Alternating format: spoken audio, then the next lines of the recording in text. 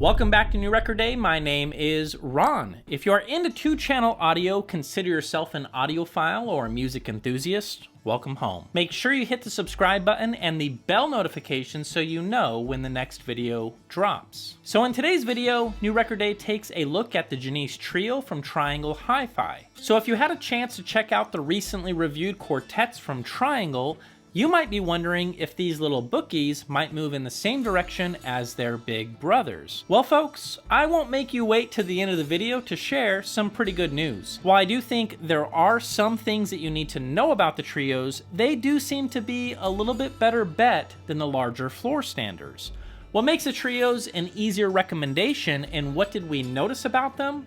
Well, with a warm welcome back to New Record Day, that is exactly what we are going to find out. Today's show sponsor, Adorama, is not just an online camera store. That's right, folks. They have broken into the hi-fi market and not only sell the trios, but offer many models from Triangle Hi-Fi and so much more. Please join me in thanking Adorama for the sponsorship and make sure to bookmark the link below. Thanks, guys. I certainly do appreciate it.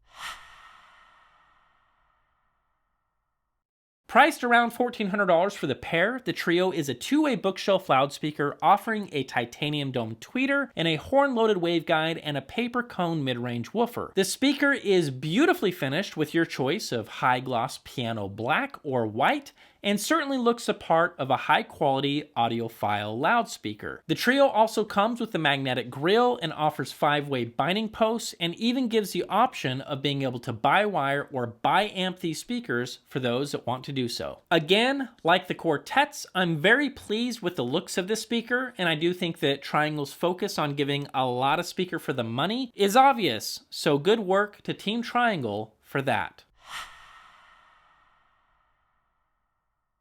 When it comes to bass performance on the trios, you will need a subwoofer for deep bass, and a lot of what you end up with will depend on how far into the room you decide to listen to the trios. Triangle has these dropping in the mid-40s, and I can tell you based on a quick measurement from the port, they are right on the money. I had the trios about 5 feet in using LOTS, which is loudspeaker optimization techniques for soundstage, and was willing to sacrifice low end extension in exchange for the disappearing act. As for texture and tone and all things bass, the trios did a great job of handling detail retrieval in lower frequencies. Like the Quartets, I was able to hear the actual resonance of an upright bass with no problem, and I found them to be especially expressive in the way they handled lower percussion. Any way you slice it, if you want to dig down low, you're going to need a subwoofer, but everything bass related of what this speaker was able to produce, no complaints from NRD. Before we tackle the mid-range on the trios, it's important to note that the woofer is actually different than the Quartets and does offer a rubber surround for higher excursion capabilities. While there are similarities to the overall tone of the Quartets, I found the trios to be better balanced overall. Granted, there is one disclaimer. I did notice that with some instruments, the trios did seem to offer the same behavior as the Quartets. That is to say, at some mid-range frequencies, things would pop out of the mix without restraint, where the rest of the tonal spectrum sounded more laid back and balanced. So without wasting time on trying to walk through this without some data, let's take a look at the spectral decay. As we can see, the trios do show what appears to be stored energy or resonances coming from the woofer from 200 Hz all the way up to 1000 Hz, essentially right in the heart of mid-range. I found it interesting that so many of my reviewer colleagues have talked about the mid-range of the trios having more meat on the bones and offered more dynamic content, and after seeing the spectral decay and spending time with the trios, I do think it's possible that they are simply celebrating what we see as potential resonances. As far as I'm concerned,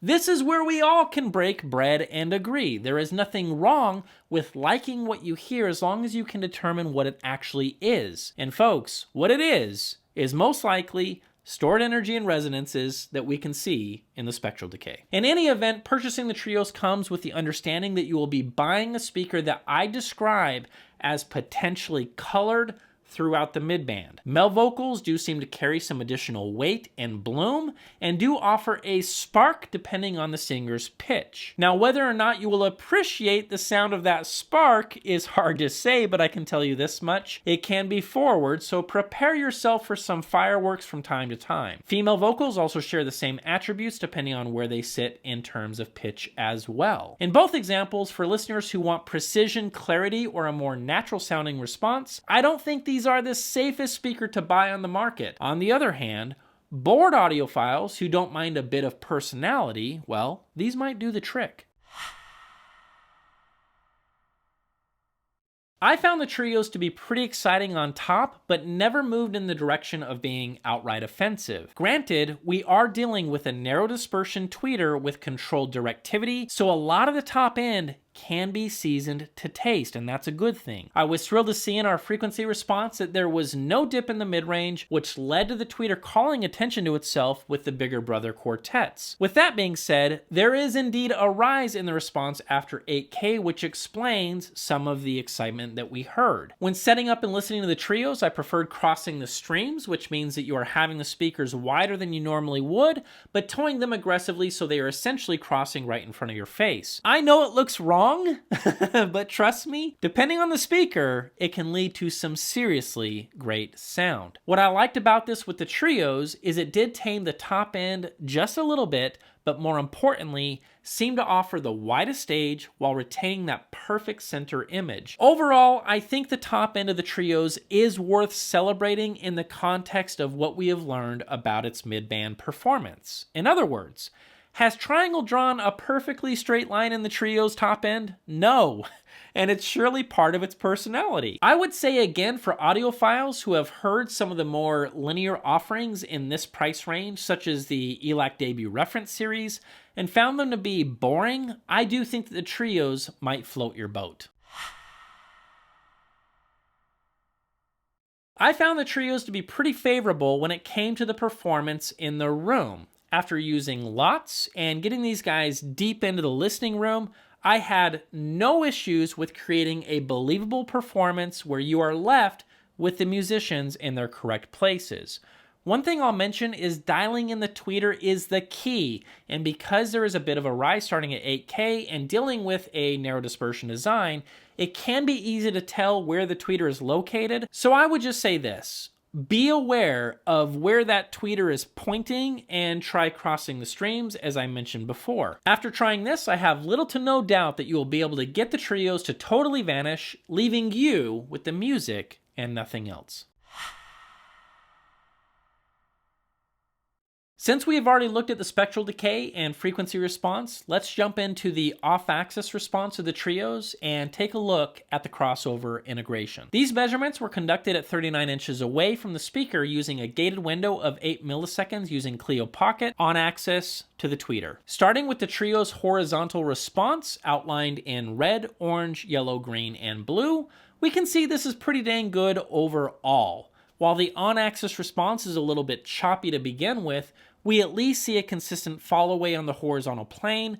This means what we hear on axis will be similar as to what we hear from our reflection points, which is always a good thing. Next, the vertical response, which is outlined in red, orange, yellow, green, and blue, does show we have a dip in the response at the crossover point, but it's worth noting things only get pretty wonky when I'm 16 inches above the tweeter. 4, 8, and 12 inches up all look pretty good, and there is nothing about this response that should cause crazy concerns. Last, the crossover points and integration does show some data that is worth talking about. What I immediately see and what I want you guys to understand is this: if we take a look at the crossover point and the rise in response at 4500, and more importantly, look down below where the woofer is trailing off, we can see a problem here. The woofer clearly has a breakup mode and it is causing a rise in response above in the frequency response, which is altering the tweeter's behavior and what we end up hearing. This example is obvious, but if you take a closer look, it's not the only example that we see with these speakers. So again, all these things add up to what we must be able to call a colored sounding speaker and cannot in good conscience consider it linear. Now, While it might sound like I'm bagging on Triangle, I'm really not. I'm only trying to help you guys understand that sometimes what we hear is easily identified in measurements, and it goes to show they can be incredibly useful and valuable information in these reviews.